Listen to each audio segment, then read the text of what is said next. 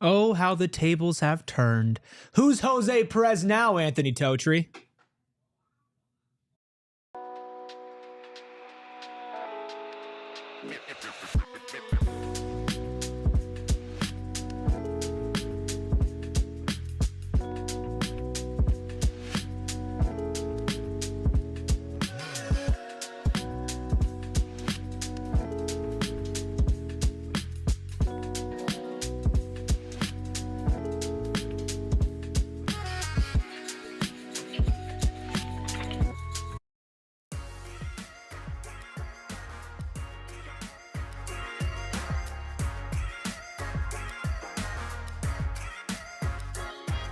It's a wild turkey Wednesday here at PHNX Sports. It was close enough, and if you couldn't tell, not joining me right now is the wonderful Anthony Totri. I'm going to call him Jose Perez, but he's out spending time with his family, as of course it's an important time of year to do that. So I'm tapping in with the deli man. Yeah. Senior. What was it? He called me Senior Deli Man. Senior Deli Man. I don't think it's right to like gatekeep when it's okay to be Jose Perez and when it's okay not. If you're not here, you're like, Jose Perez. You're running from the grind. Yeah. So I mean, he's sprinting from the grind, full speed ahead. Of course, that is Shane Diefenbach. I'm Eric Ruby. Appreciate all of you coming in here right now to PHNX Sun Devils. Big week. Of course, make sure you hit that like button. Make sure you subscribe to PHNX Sports. If you're wondering, hey, neither of these guys is a Heisman candidate, you're right. We will have Cam Skattebo on. He will be on the show at 2 o'clock. He will be live in studio. Make sure you stay tuned for that. But before we get to Cam Skattebo, we got some business to take care of, Big Pokey. Before we get to Arizona, I just want to give you a second. You were on the field, BYU, ASU, massive win, massive moment. I would love for you to maybe let the people know what you've been working on since then and where they can find it, because it is beautiful work. If you haven't seen it yet, we have made a recap for the BYU ASU game. It's on our YouTube channel right now. I'll put the link in the chat. Special shout out to Blaze Radio for allowing me to use their broadcast audio. It was fantastic. Big help there. But yeah, you can catch the sights and scenes not only from the game, but also the play is under review gate and the restorming of the field, post-game press conference, everything all on our YouTube channel right now. So go check that out.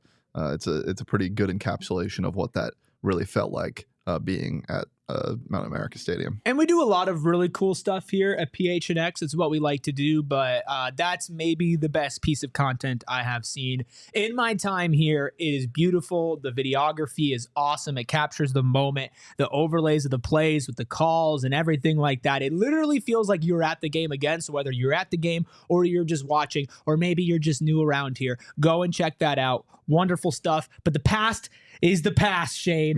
Because right now it's hate week.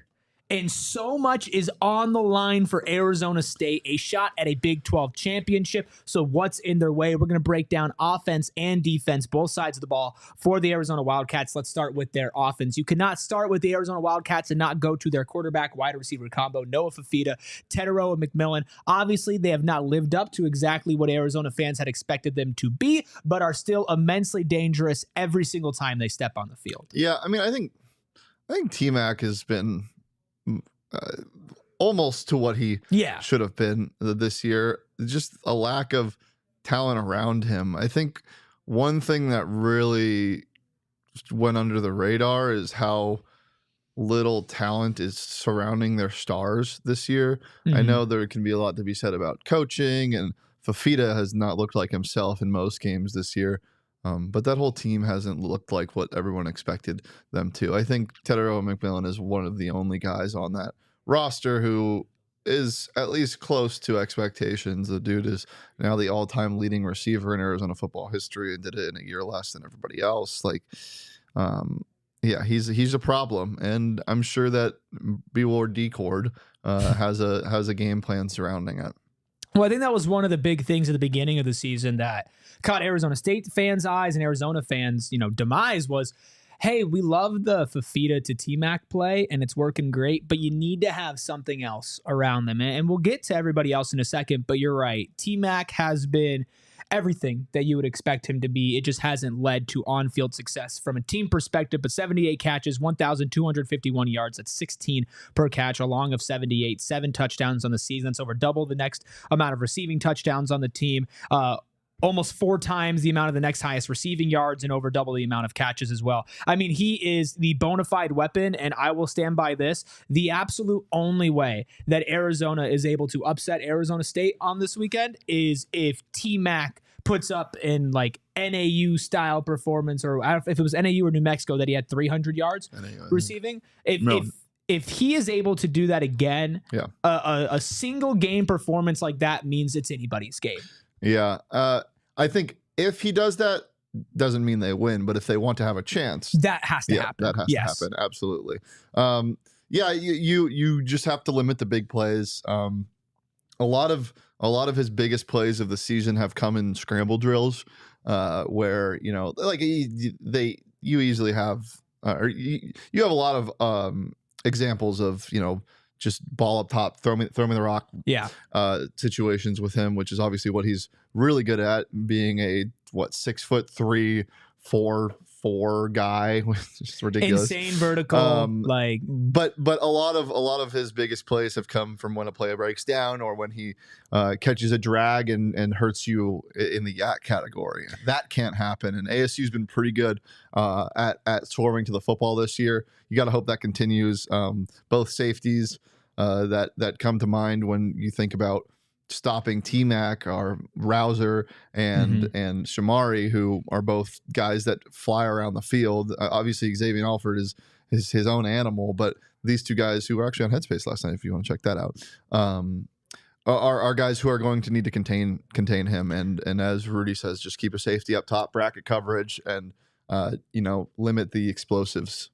Yeah, William in the chat says, hopefully Brian Ward's game plan is more like what they ran in the first half against BYU. Then the second half can't run soft coverages. That was the only reason why BYU was able to get offense in this game and get going, was they started targeting the ball downfield. And to be fair, to compare BYU and Arizona has the clear best wide receiver of that group, but BYU has an insane amount of depth in that area from receiving to tight end as well. Like, they had so many different options and players who were averaging over 15 yards per reception on a decent amount of volume as well. So it's harder to game plan against that when there's not one guy. I fully expect Brian Ward to go into this game knowing you need to limit T-Mac, and you have a lot of different options. It's been an up and down season from the secondary. They've had really big moments like game-sealing interceptions, or at least clutch interceptions from the likes of Javen Robinson, X as well. Javen Robinson's game on Saturday is like the total encapsulation of ASU secondary. Yes. He was getting bullied that second half. Targeted. They just kept going at him. And then, he makes a game-sealing interception, or what should have been the game-sealing interception. Right, that's what ASU secondary is. And it makes sense. A lot of them are young. There's a lot of young pieces there. Keith Abney is your number one corner. He's a true sophomore. There's and it's a new group. This secondary has had its moments for sure, but I think overall it's definitely exceeded expectations. Going to the soft zone thing, I always have trouble with this because it is interesting.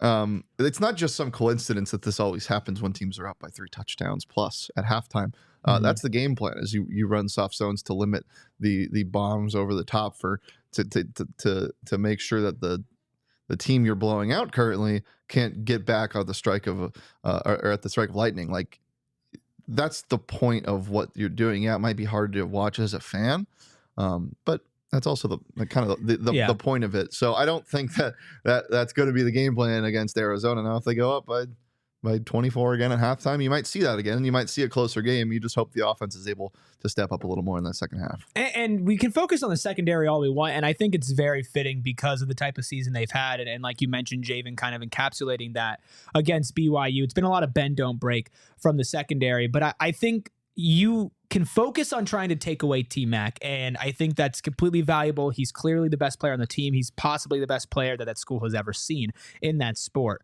To me, it's more about making Noah Fifita uncomfortable to the point where he cannot deliver him the ball. So I'm looking at this defensive line. I'm looking at former Arizona Wildcat Jacob Kingaika. I want Kingaika to eat Fifita up.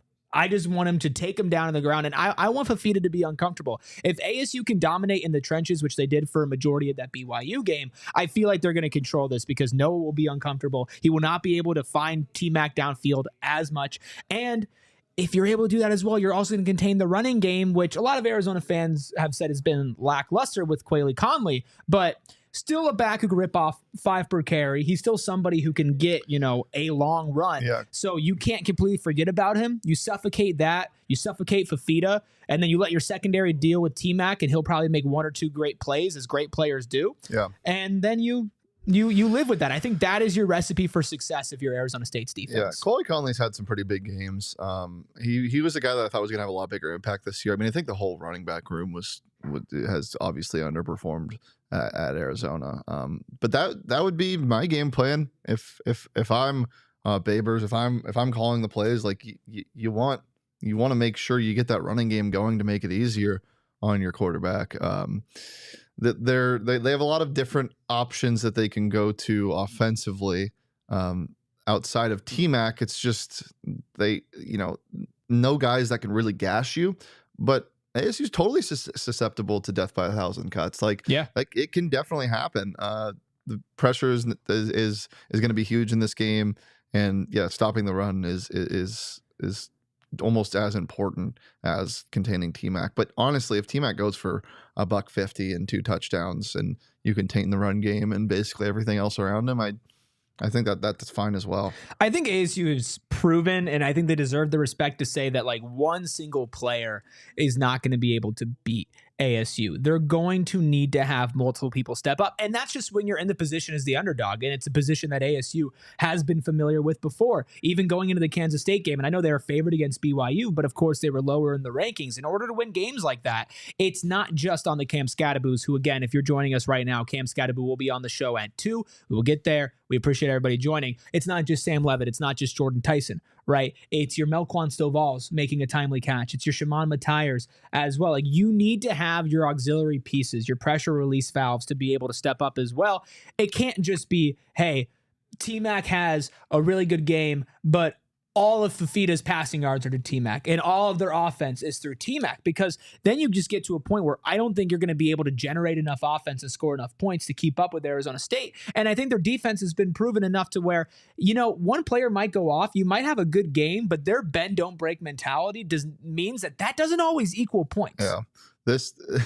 I'm going through the receiving numbers for it's kind of wild. Obviously, T-Mac 1,200 plus receiving yards. That's not really a surprise. The next closest is Chris Hunter with 300. Yeah, it's not even close. T-Mac has more than doubled everybody's receptions, and it's at 78 as opposed to Hunter's at 32. A guy that you thought was going to be impactful, Malachi Riley, played the first 2 games, and that's it. Quayle Conley is their 3rd leading receiver out of the backfield. That's the passing game. Again, like you contain one guy, and honestly, you kind of let him have his a little bit. You don't overcommit one way, because you don't want a guy like MLC, Montana Lemonis Craig, to be able to burn you over the top on one play when you're doubling T-Mac or you have no safety help or something. So I think that's your good game plan. So when you go into this game, let's say Shane Diefenbach's calling the defense. Oh no! Obviously, like T-Mac is the most threatening weapon on there. But are you going into this game saying, let's dedicate all of our resources to T-Mac? Or, because you see these 2 different types of approach with stars. You see all out to stop them, and then all out to stop everybody else around them, and kind of say, you're going to get your own, but as long as nobody else contributes, we feel comfortable. Where would you lean more towards, taking T-Mac out or taking away the other pieces? Have they been able to win games with T-Mac going off? No. Like in general, I mean, this season, look at the record. He has 1,200 plus yards. No. Let him go. I'm not worried about it. Like, he can go for 300, and I still think ASU could win this game. Yeah. Like, genuine. I'm not saying I'm not saying you want him to go for 300, because I don't think if he goes for 300, ASU's in a good position. But I totally still see a world where they win this football game if Tetairoa McMillan breaks another single game season record. Like, I'd rather have 300 yards from T-Mac than 150 and another incredible performance from, let's say, Conley, right, as a running back, or Fifita if he's able to just completely deal. I would rather it be concentrated in one area than spread out, because when it's spread out, then you don't know where to commit your defense. And Rudy says it best, you can't take them lightly. You just can't. And we have a super chat from JH. Thank you, JH. Says all ASU needs to do is just win the game and get out and go to the Big 12 championship. Don't do nothing too fancy. Just win the game. ASU, ASU, ASU, ASU, ASU. Nice. Agreed. You don't need to get too fancy. Well, what I found interesting, sorry to cut you off. You're What good. I found interesting is Kenny hasn't had to empty the bag at all this year. No. And we know that bag is deep. It's a Mary Poppins-esque bag. The guy has a unique outlook on how he approaches the sport. We've seen it in his end of game scenarios, whether you hate it or you love it. You can't argue that it's a unique approach. You remember how they won a game last year with the swinging gate with Cam Skattebo at quarterback. They started Jalen Conyers one game at quarterback. Like, they haven't had to get crazy. And Kenny said this in his preseason availability, I remember, about the play calling and about the trickeration and about all of that.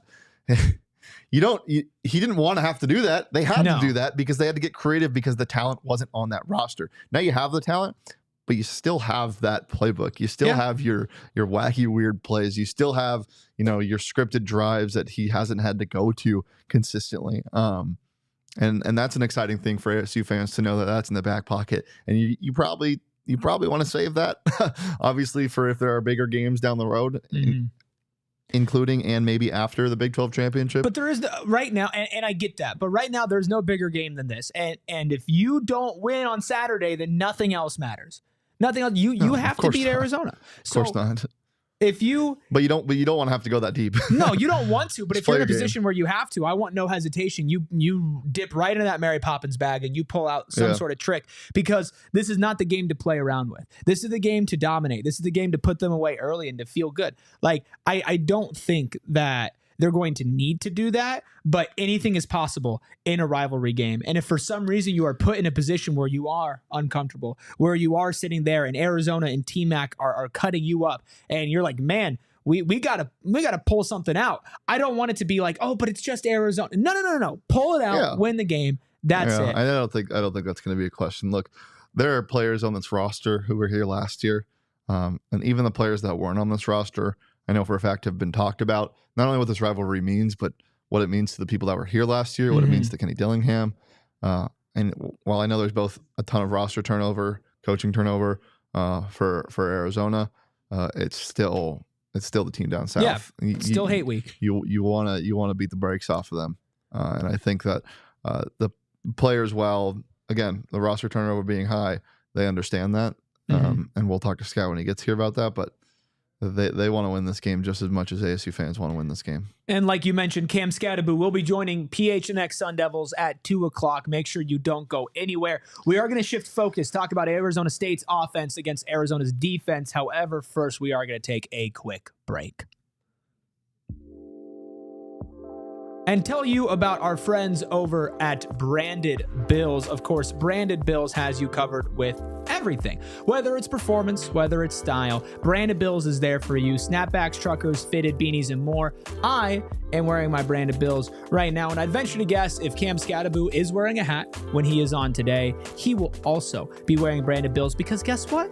They partner with ASU. They're a local company out of Mesa, Arizona. And of course, they can get your own custom logo on there on our website right now, which, by the way, we are almost at our Black Friday sale. Of course, on Friday, we will have more deals coming through for more than just diehards, which have early access, but we have Branded Bills custom hats with PHNX logos that are available for pre-sale. That's just how good Branded Bills is. And you can get 20% off your first order. Head to brandedbills.com. Use code PHNX for 20% off that order. We love our friends at Branded Bills. We also love our friends at Circle K. We got the opportunity to try a bunch of different snacks, Circle K branded snacks. Dude, don't sleep on the sour ropes. Really? I was unsure about them at first because, they're something I haven't tried before, and they didn't look like my typical snack. I like sour things, but you know how to feel about that. Emma, our new social media manager, and I ate probably about 15 of them yesterday. Fantastic. Also, I like the Blue Sharks. Yeah, Blue Sharks Blue Gummy Sharks are really good. And we just had their garlic cheesy bread chips. Oh my God, those were fire. And not only can you get good snacks there, you also get good gas at a good discount when you join the Inner Circle. It's super easy to download. You just got to enter your email and phone number to be fully enrolled. And after that, all you need is your phone number to get the deals. 25 cents per gallon on your first 5 fill-ups. Get that off. It's amazing. And 3 cents per gallon every day. And if you're an Inner Circle member long-term like I am, you get 5 cents off per gallon as well. So special guy. A very special guy. There's plenty of other member exclusive deals and discounts. All you got to do is be a part of the Inner Circle. We talked about the snacks, we talk about the vibes, we talk about the gas, but truly it's the best gas station out there. And they support ASU athletes as well, so that's really important to us. There you go. So go ahead and go Sam Levitt, NIL deal with Circle K. Get your Circle K on at the Inner Circle. Well, ladies and gentlemen, we are going to be talking about Arizona State's offense, and I think in order to do that, we might need an outside perspective, maybe somebody who has a better idea exactly what this Arizona State you mean you don't run the pill? Offense looks like. You're not going there running the pill. You're not blasting through the A gap. No, I'm not. I mean, I'd love to try. But I don't think I would be nearly as successful. I think you'd be pretty good at it. I don't know. Not nearly as successful as PHNX Sun Devils' next guest. He's going to be getting set up here. We are getting set to welcome Cam Skattebo onto the show. All of you in here right now, make sure you hit that like button for your Heisman candidate. Make sure you are subscribed to PHNX Sports. And now, let's do it. Let's bring on the man himself, Cam Skattebo in the building, RB1 for the number 14 ranked Arizona State Sun Devils. Cam, how you doing, man? I'm doing good, man. Thanks for having me. Yeah. It's always a blessing. So glad you're here. Glad you're here. How are you feeling after BYU? I mean, that might be the biggest win that this program has seen in a decade plus. And of course, you a massive part of that. What was that moment like for you? It was awesome because,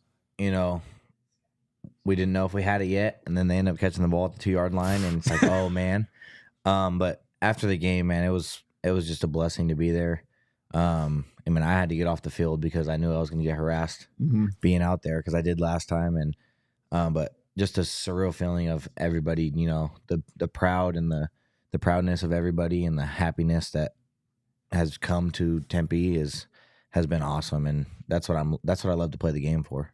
What is that feeling like for you? Because, coming from Sac State, you're now in a bigger college football environment, but the whole country has now, fallen in love with Cam Skattebo. I've seen you've been called America's running back. What does that feel like, being so represented not only well in the community here, but also nationally now? It's awesome because, I never thought I'd be in that situation. But I've always put myself to the test, and the fact that it's now all coming to life and fruition, it's been great because people are starting to understand who I am and how I play the game. Let alone, I just started my own little streaming, so now people are going to start to be able to get a hold of me, of my personal life, and be able to see who I really am outside of football. So, but it's just been awesome to be able to, make people happy. That's what I do. That's what I play football for, is to give people enjoyment and hope that they can understand what they can do in life. So last night you started your first stream, right? Correct. On Twitch or? Correct, on Twitch. What's your plug your stuff? The Twitch is Cam Skattebo 5. Love that. What'd you play? I was at Call of Duty last night with a couple of the boys. Nice. Who was playing? Me, and then one of my linebackers I played with at Sac State. Are you good? I'm not too bad. Yeah, right. More of a sniper guy. Kind of Do you quick scope? Do you try tricks or trick shots, anything like that? I mean, I get my shots in however I can. That is not what I would have pegged Scat as. As a sniper? Yeah, no, that's not what I would have thought. What do you say? LMG? I just run and gun, maybe a tack knife. That would be crazy. Yeah, I can do it all, but sniping's fun for me. That's how I find my fun. I'm the same way. I like the sniping those games. Maybe a little one-on-one. Maybe you can meet me on Rust or something like that. I don't know. I feel like that might be the only thing that I have a chance to beat you in. I do you want think he has a better chance to tackle you or to beat you? To beat him in COD. Are you kidding me? I'm not the best. Maybe he's got that much confidence. I am pretty good. Yeah, I think that he would probably be a little bit more confident in football. Not to speak for you, Cam, but I before we move away from BYU and kind of more focus forward, I do want to talk about maybe the coolest thing that I've ever seen on a football field, and that was you signing the ball. Now I know there's a penalty that went along with it, and probably won't do it again, but I know those were your boys. What was that moment like for you? Senior night, you're up on the number 14 team in the country, of course, Big 12 championship hopes on the line, 3 touchdowns in the first half, and there you see friends right there on the sideline, and you're like, okay, well, I'm gonna sign the ball for them. Yeah, I mean, the touchdown before, he stuck the ball out in the pen, and I was kind of out of the way, and I didn't want to go back to do it. So I literally, you watch me on the TV, I told him the next touchdown. So I knew I was going to score again, which was, I didn't know, but I knew, you know, and it happened to be directly at him. And I tried to get my lineman behind me, so I didn't get penalized, but it happened, and Dillingham was mad, but we're over it now, and we're on to the next game. So and we got to give you a little grace, right? Senior day, Yeah, he wasn't too, he was mad in the moment, but he forgave me, and he knows that I always got his back, and that I won't do that again if it comes down to it, especially in a tight game. So if I pull out a football for you to sign when I'm there in Tucson on Saturday, I might tell you to wait till after the game. Okay. I don't want to be a reason for a penalty either. I don't want people coming at me either. So last thing before we move on about that game, obviously game end situation, deja vu, throw the ball up. There's still time left on the clock. That after that first field storming, did you know that the game wasn't over yet? Did you have a feeling, or did you think it was over? Once they said that there was 1 second left, I knew we had to go back out there. So I kind of ran over to the tunnel, waited for everybody, to kind of clear out a little bit. And then people weren't moving, so I went over there and moved them myself. But I knew our guys were going to make it happen, I had a full faith in our defense to not let one person catch a football in the end zone with 7 guys back there. Somehow he came down with it. That guy's a great player. Chase Roberts was a great player. That's an NFL guy one day, but I knew we were going to win that game even with 1 second left. So now I don't mean to stir the pot, but I'm genuinely curious because after the game, Chase Roberts, that same player, gave credit, but also said that he hopes that he plays the Sun Devils in the Big 12 championship and that BYU would smack ASU. As a competitive person yourself, what is it like hearing that? Is there anything extra? It's like, okay, well now I want to play them too, or is it just business as usual? Go forward. Yeah, I'd say business as usual. I mean, every time you lose, you're always going to want your get back. And that's just how the world works, And if you never get to play that team again, you're always going to hold that against yourself until you do, or if you beat them. And then losing twice would suck. And then you'd want to do it again and do it again and do it again until you won. And then the one win after 6 games would make you feel better about yourself. But, it's business as usual. No matter who we play, we're going to give it our all. And I'm not too worried. I'm ready to go, ready to play whoever we got. Well, this Saturday, pretty big game. Hate week, Arizona State. We had Kenny Dillingham on earlier in the week, and he mentioned last season he felt like he maybe spent too much time trying to show everybody what this rivalry means. And obviously, he doesn't have to do that as much this year. But what does the Arizona State rivalry mean to you, somebody who transferred into ASU? Yeah, I mean, I didn't really know last year what it was about. And then I had some friends and family that were U of A, now ASU, were ASU, now U of A. And it's deep. And I'm starting to realize that. And, after the game last year, and I mean, you go into Tucson, and I've been to Tucson a couple times, and you hear it. Like you don't get by it, And I mean, there's only one thing to do is win the football game. And if you want bragging rights and you want to be able to walk wherever you want in Arizona, you win that football game. And, that's our goal at the end of the day. And I know this tradition is a lot for everybody on both sides. And it's the matter of donors too. You win this football game, you could gain 10 more donors. If you lose this football game, you can lose 10 donors. So it means a lot for the school, not only the fans, but it means a lot for everything, really. Have you found yourself at all kind of telling people that weren't here last year how much this means? Have you, because now that you've experienced it, now you know more about it, do you find yourself in that role where you're like, this U of A game means this to either freshmen or transfers? Yeah, I mean, number one, you look at Sam, he came in from Michigan State, from Oregon. He has no idea. Obviously he understands what's going on. But the same situation I was in last year, I had no idea what was going on, you know. But I think he's the one I've been feeding into the most. Like, you're going to feel the rivalry within the first 2 possessions of the game. You're going to feel the sidelines talking. And you're going to hear them. And you're going to understand what the next 3 years of this rivalry is going to be for your football career. And, I mean, I'm trying my best to, you know, help him understand. Because at the end of the day, if the quarterback has the fight for the rival and understands it, he's going to do whatever he can to win the football game. And when he can do that, then it's going to be a different showcase. Make sure everybody in here right now, you are hitting a like for number 4, your running back, America's running back. Many are saying Cam Skattebo. We have so much more with him, but first we are going to take a quick break. The man over to my left loves putting people into the floor or into the field. Whatever it is, he likes disintegrating them into dust. And if you want to make sure that your floors, not you, well, Shane likes to, but he's not able to. Cam's able to, right? But you want to make sure that your floors are up to par for if you do get ran into it by a running back, it's nice. Maybe you could stay there for a little bit. That's where our friends at Empire Today come in. Not only are they here to make sure that it is easy, quick, and convenient for you to do this very difficult process, but they also want to make sure that it is done the right way. They're not going to guarantee you the lowest price, because then they're guaranteeing they're going to put cheap, not good quality flooring in your home, and you're going to need it replaced in a matter of months, maybe a year or so. It's just not good. No, they're going to put the right flooring in for you at the right price, and they want to help you with just a little bit of some money off. It's $350 off for everybody listening to PHNX Sun Devils. Schedule your free in-home estimate today and receive that $350 off discount when you use promo code PHNX. Some restrictions do apply. See EmpireToday.com/PHNX for details. Another great partner of ours, Chicken and Pickle. Not only is it a great place to go to, it's also a great place to host events. And we got a pretty big one coming up here soon. Pickleball tournament. Ooh. It's going to be really exciting. Make sure you sign up for that and so much more at phnx.com/events. If you haven't been out to Chicken and Pickle, what can you expect, Eric?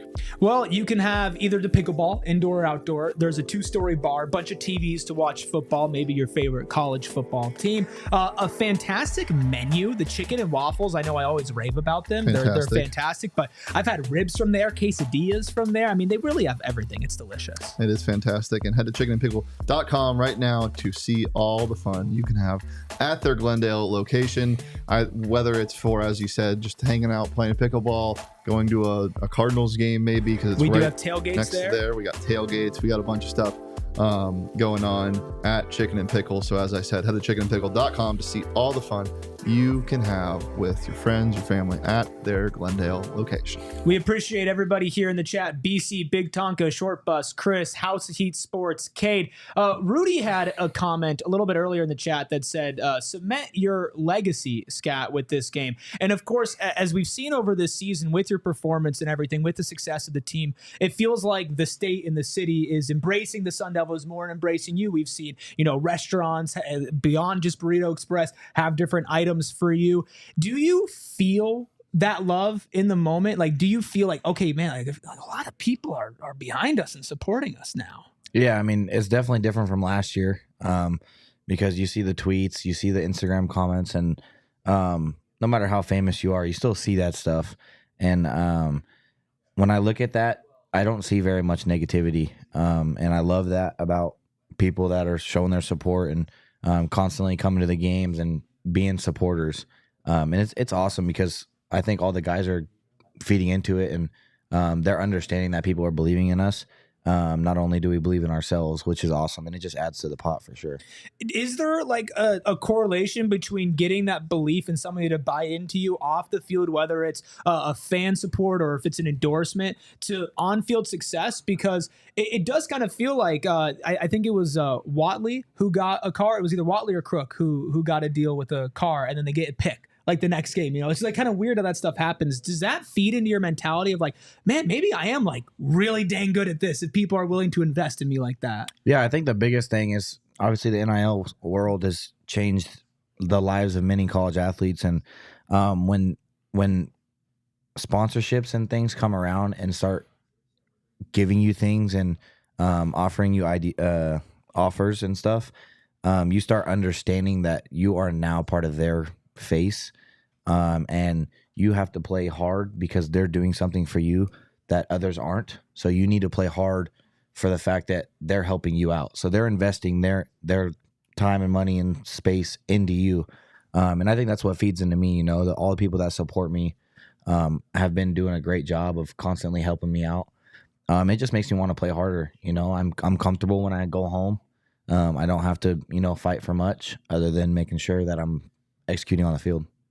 Love that. You play hard for people around you, but you also play hard for your brothers on the field and your coach. Kenny has, he's obviously one of the most unique coaches in college football, being the youngest Power 4 coach, but also just this personality. When you see things like in post game for BYU where he's smacking guys on the chest, he's getting fired up, like what does that mean? And how, more specifically, I guess, how has it been to play for Kenny Dillingham and almost feel like your coach is your friend? That's the best part. Yeah. Your coach being your friend, because I've been around coaches that aren't your friends, and I've been around coaches that are your friends. And the best teams are coached by people that can be your friend. They know when to yell at you, and they know when to have a good conversation with you, and when time's not right, they can let you know when it's time to lock in. And he does a great job at that. And being able to relate to him off the field, it just makes you want to respect him more when he does get on your butt and tell you like you're wrong, because he's not doing it just out of coaching. He's doing it because he knows who you are as a person, and he knows that you can be better. So the connection between a coach and a player is super strong, and the fact that he connects to us on a personal level is huge. I think it's also just so awesome because we've preached this for as long as he's been the coach here, and I hope people recognize this now. Like his personality type in post-game pressers. I mean, you see him getting fired up, talking to the refs of the BYU game. Like he's always like that. That it's just Kenny Dillingham. Like he's unapologetically himself off the field, on the field. Is he like that behind closed doors too, during meetings and everything? Is that just coach? He's 100% who he is. You guys see everything. You see the way he yells. You see the way, he gets mad. You see when he's happy. You don't see much of his emotional side because he keeps that between his personal life. Obviously, that's what he is. But I mean, we see everything that he is, and you guys see the same thing. And that's who he is. He loves coaching football for Arizona State, and he's going to be who he is, and he hates being somebody he's not. And you can see it every day when he walks around that, he doesn't like to put on a front for anybody, no matter who's there, which is awesome. So obviously at the end of this year, your time at Arizona State will be over, much to everybody in the chat and even our own sadness, right? You'll be moving on to big things, but they locked up, Arizona State did, Brian Ward and Marcus Arroyo, reportedly for some contract extensions. How important is that to continuing to build what's been going on here, to not just retain Kenny, but his coordinators as well? I think it's huge because you have to look at who you're bringing in. And when you have a number one JUCO commit in the country commit to you, and then he sees a 3-year contract signing, that's huge because now he knows that coach is going to be there for 3 years. He knows that if he's got 2 years left, he's going to be with the same guy for 2 years. You know what I mean? And I mean, when you make those deals and that happens, you get the guys you want, and you see that things are successful and people want to be there. And also coaches want to stay there, especially when everything's going right and it's a successful program. So what has the messaging been from Arroyo, from Kenny, from Sean? Like going into this week, this Saturday, what are they telling you guys? Is it any different than what they've been preaching for the first 11 games? There's a little bit more, but not too much. Just like BYU, one game at a time. He was talking. He doesn't talk about bowl games. Doesn't talk about playoffs. He doesn't talk about losing or winning. He talks about playing as hard as we can every single game, and he does that every team meeting. He comes in team meeting and he goes, "We need to play as hard as we can. We need to practice as hard as we can. If we do that, we'll win whatever we want." And that's what keeps us on the right track. Is guys' heads aren't exploding, and then when Coach Dillingham talks about the future, guys, you can hear guys in the team room like, "No, we don't care about that right now. We're focused on this week." And that's a culture switch too. Like that's what has changed is guys aren't trying to focus on what's in the future. they're literally focused day by day and week by week. So the team's head is on a pair of shoulders, and it's going in the right direction.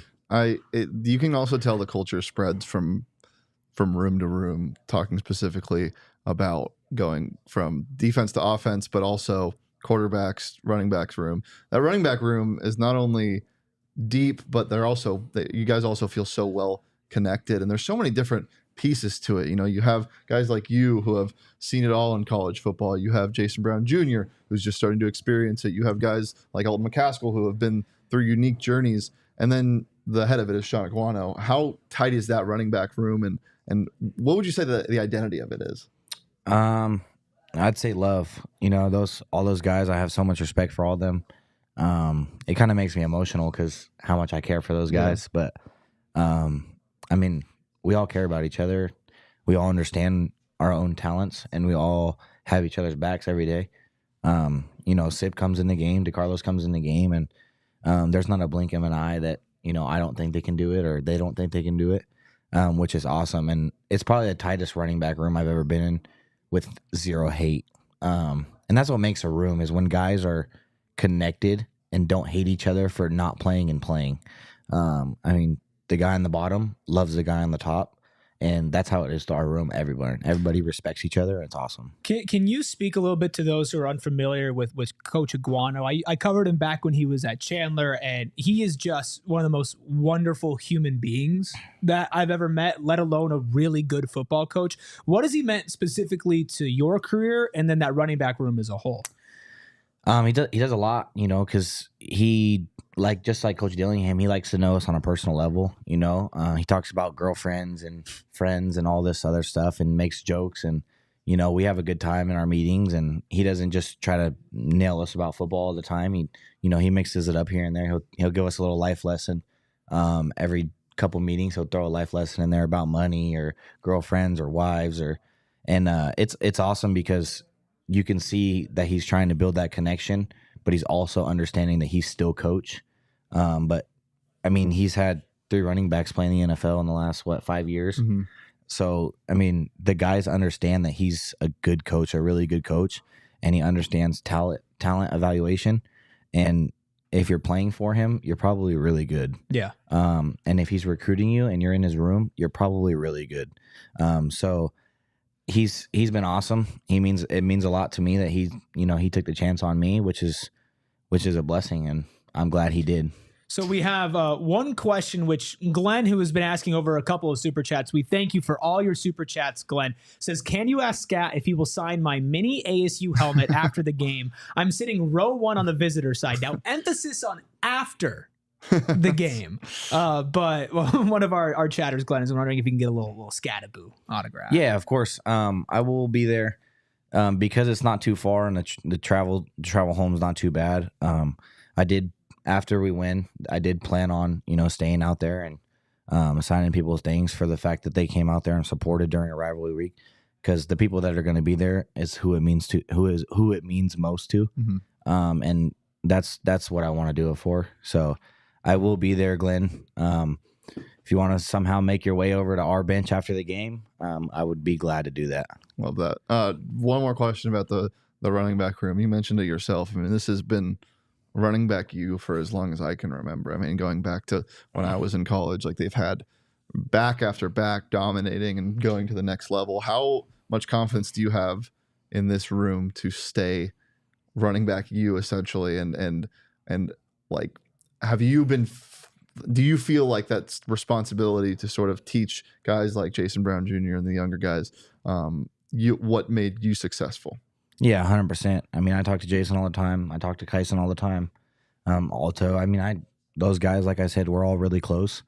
And we connect very closely. And the fact that, they understand what I've gone through and they listen when I talk. And you can see it, and it means a lot because they respect the fact of who I am and what I've proven. And they know how I've gotten to this place to be successful, and they're taking my word and understanding that Scat is telling me what I need to hear, not what I want to hear. So I try to help those guys as much as I can, because at the end of the day, somebody can come in and not tell them anything, So I want to be able to give as much advice and, courage and show them the way as much as I can before I'm out of here. We have so much more coming up with Cam Skattebo, America's running back. But first, I'm going to keep saying that, by the way. It's a perfect tagline. America's running back. More from him coming up right after a final break. Those of you going out to Tucson to rep on Hate Week, I know that you love representing your Arizona State Sun Devils, and that's why Desert Financial Credit Union is the perfect place for you to keep your money, because they have 3 different ASU-designed Visa debit cards, and of course, it's not just the designed debit cards, it's everything else that goes along with it. Desert Financial's been in my family for generations, taking care of me since it was just simple. Checking savings accounts with my first job, but as life gets more difficult, mortgages, loans, credit cards, investment options, and more, Desert Financial Credit Union has been there for me along the way. So many different locations across the valley. I lived all over the state. There's always been a Desert Financial near me. Smiling faces, great hours, fantastic customer service, and I always bury the lead. I feel like I need to lead with this, and I never do. They want to give you $200 for free. That's it. How many places are just going to hand you $200?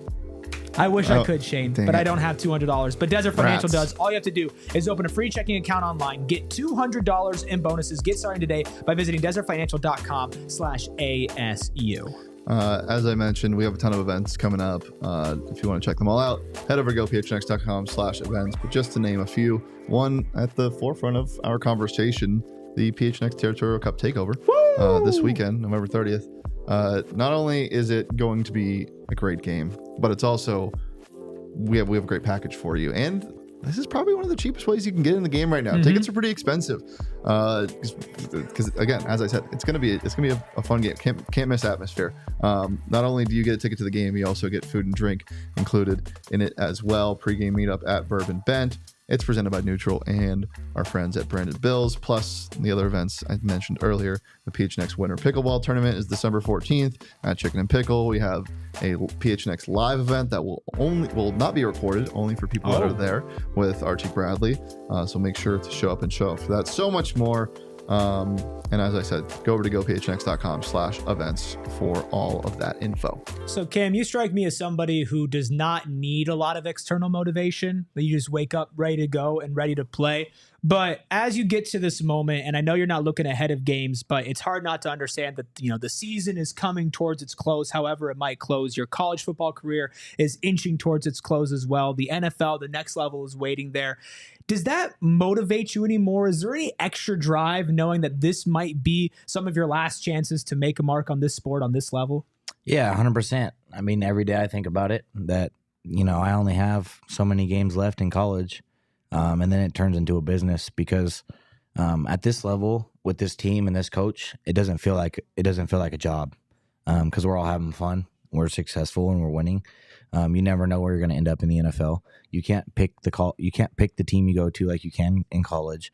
You can't pick the atmosphere you want to be around.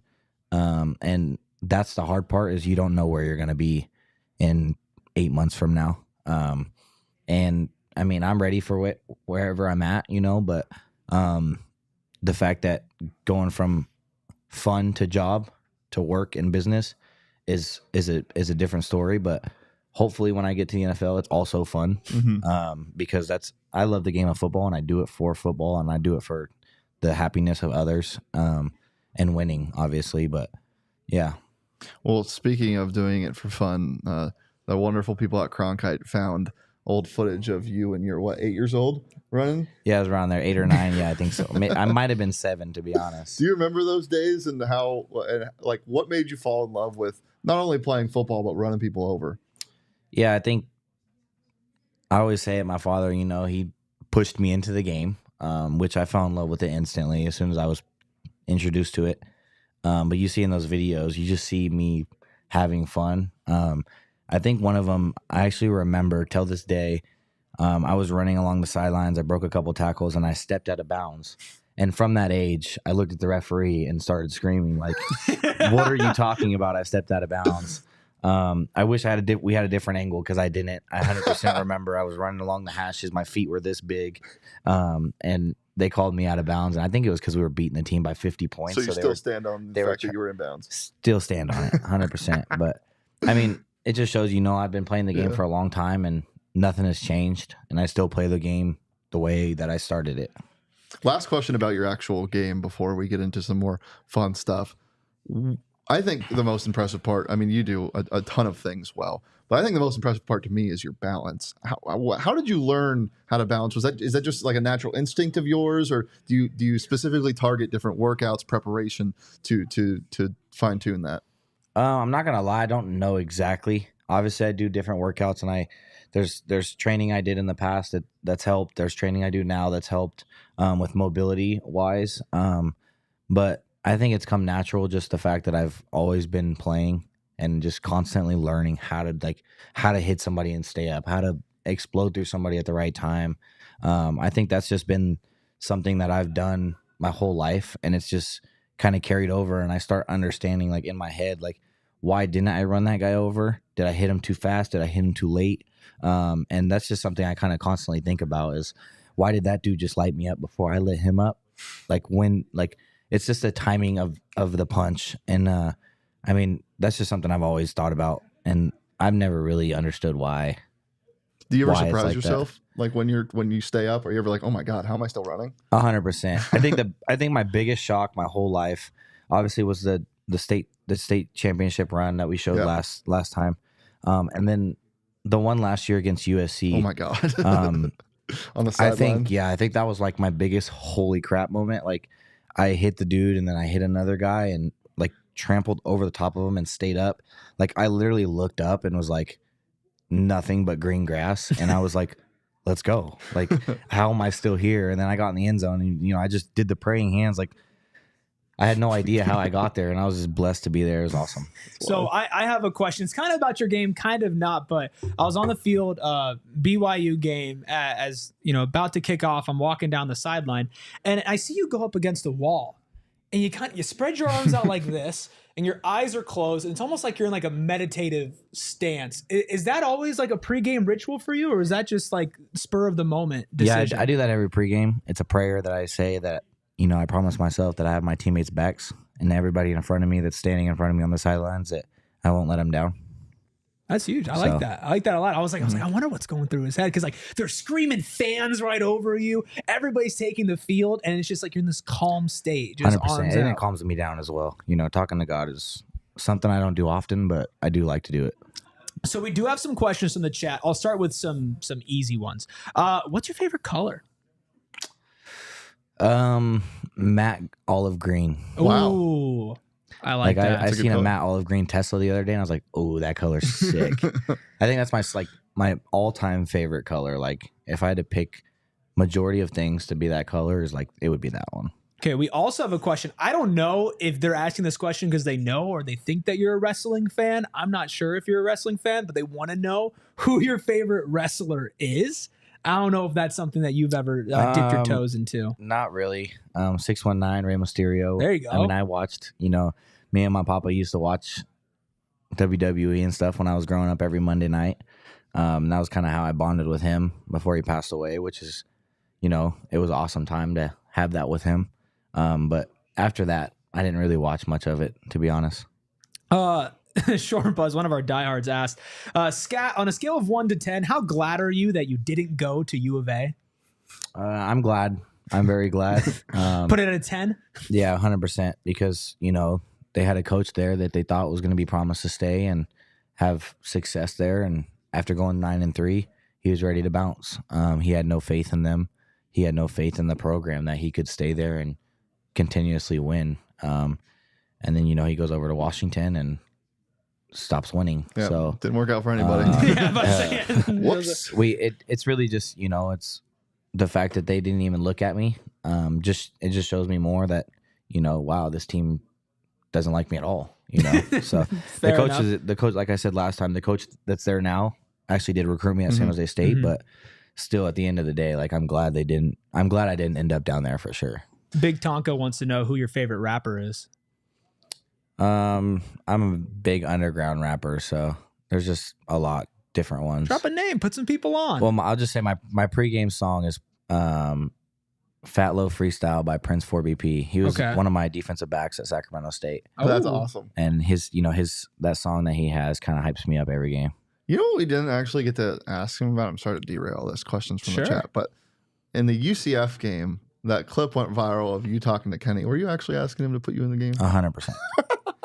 I think Is that legal? Is that possible? Yeah, I mean, because I wasn't technically ruled that I couldn't. I think the only thing we would have had to have done was if I put clothes on, if I put pads on, someone had to take pads off. Yeah. And because you can only suit up so many people, and the fact that I didn't suit up, he was like, we can't suit you up. You already missed a half. You're not going to play. What did you say to him?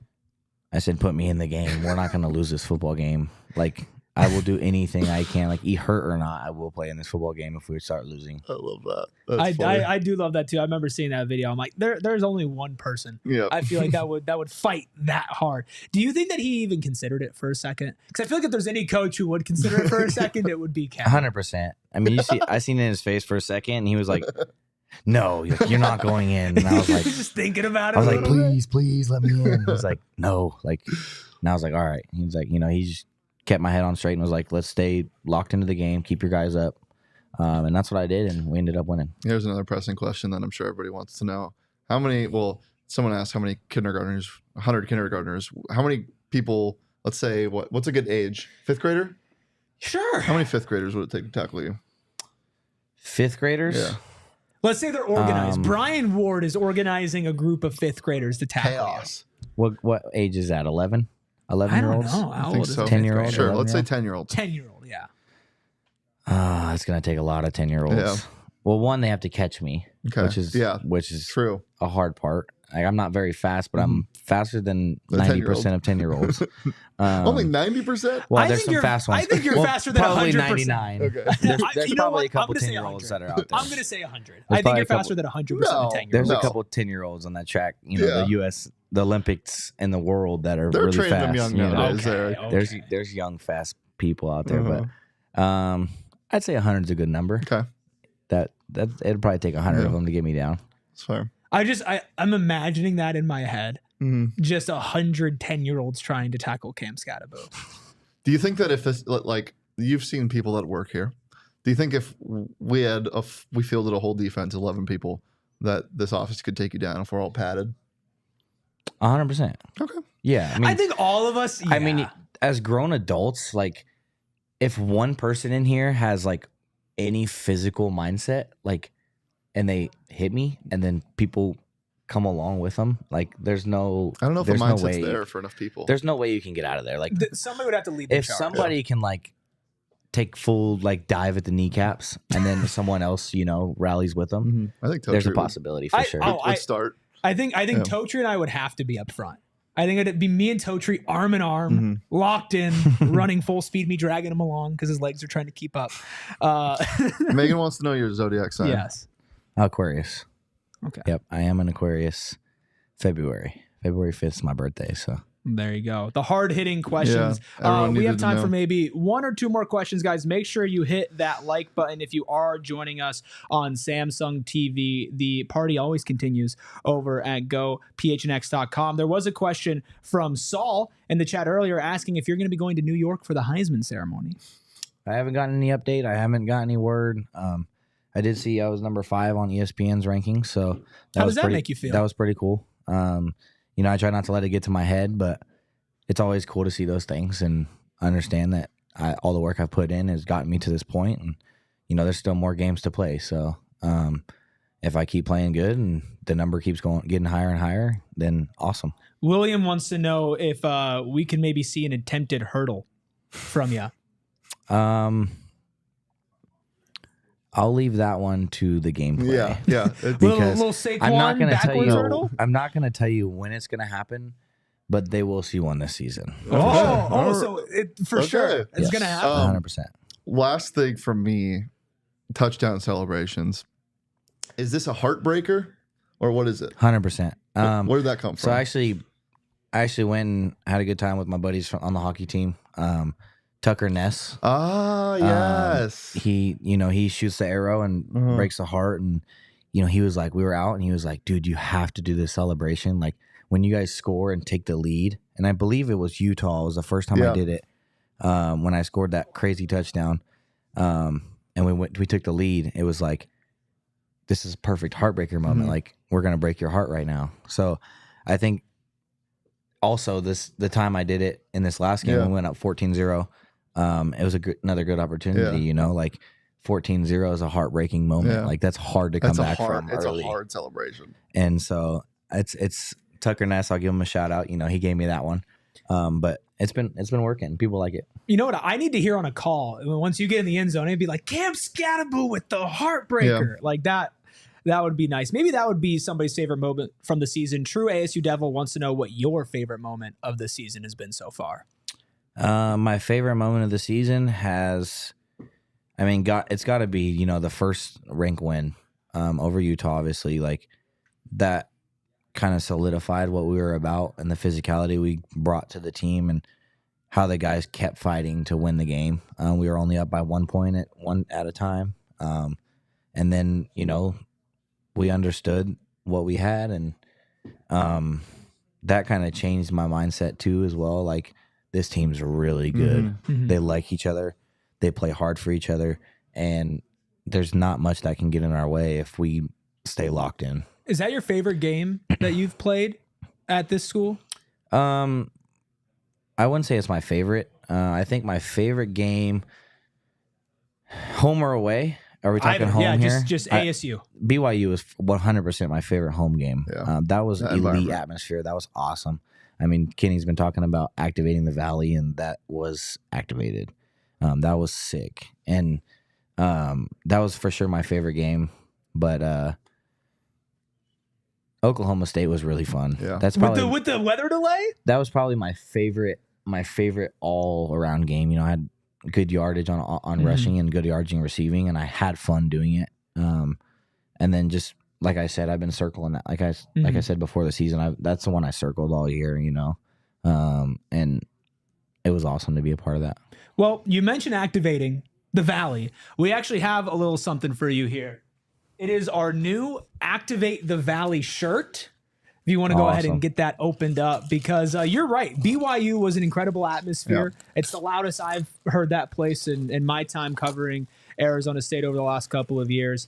And it's kind of beautiful to see this full circle moment of Kenny comes in a little over a year and a half, 2 years ago, and says he's going to activate the Valley. And now look, here we are, number 14, Arizona State, taking on Arizona in Hate Week. The Valley has been activated. Cam Skattebo has his Activate the Valley shirt. You can go get yours right now at our locker. Go to gophnx.com to see all that. And oh, by the way, maybe you want to wait a day or two for our Black Friday and Cyber Monday sale. You could do that as well. But if you are a diehard, as our diehards already know, there is a diehard exclusive early Black Friday sale. There is a code in our diehard Discord. If you're a diehard and you don't know about it, reach out to us. We can get you that code and you can get your Activate the Valley shirt. You can get everything, some massive discounts for our diehards, and then coming soon to everybody. So be like Scat, be like everybody in the Valley, get activated. There's also another new ASU shirt in there. I'm going to leave people kind of up to surprise. Go check that one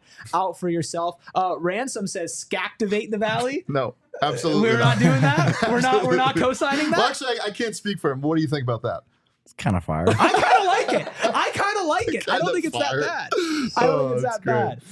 Well, to close out, as Kate asked, what's your final message to ASU fans before this final regular season ASU game? I mean, I'm going to do my best to bring home the Big 12 championship as long as as long as our team is, you know, on the right track, and I think everybody is on the same page, and that's what our end goal is or not our end goal, but for the season closing regular season is we got to make it there, and then bringing home the Big 12 championship would be awesome, and then obviously getting in the college football playoffs and seeing what we do there. If you want some more of Cam Skattebo, because why wouldn't you? Of course, he now has started Twitch streaming. Cam Skattebo 5, that's Correct. what it is on Twitch. Correct. make sure you check that out and all the fun stuff he's I'm doing. gonna stream snipe you. I'm gonna try to get into one I of your swear lobbies. I had him last night. Oh, did you? I don't know if Got I the did haters? really, but there was 100 people in there, and I was like, okay, well, I was getting some sus deaths, and I was like, Are you on console but- or PC? PC.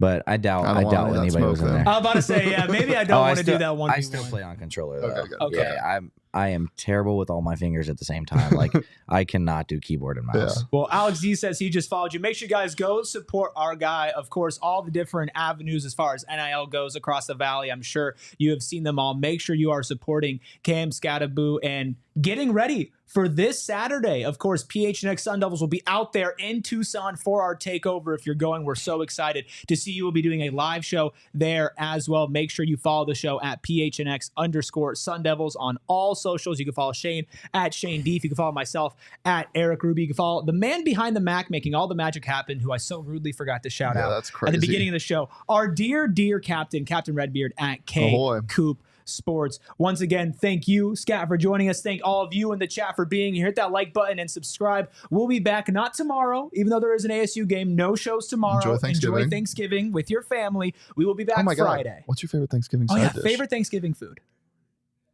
I eat anything. Boom, perfect. There we go. That's it. We will be back on Friday covering ASU men's basketball. They have a game against New Mexico, and of course, getting ready for Arizona State in the Territorial Cup. But until then, everybody, go Devils and peace. We all silly like the mayor.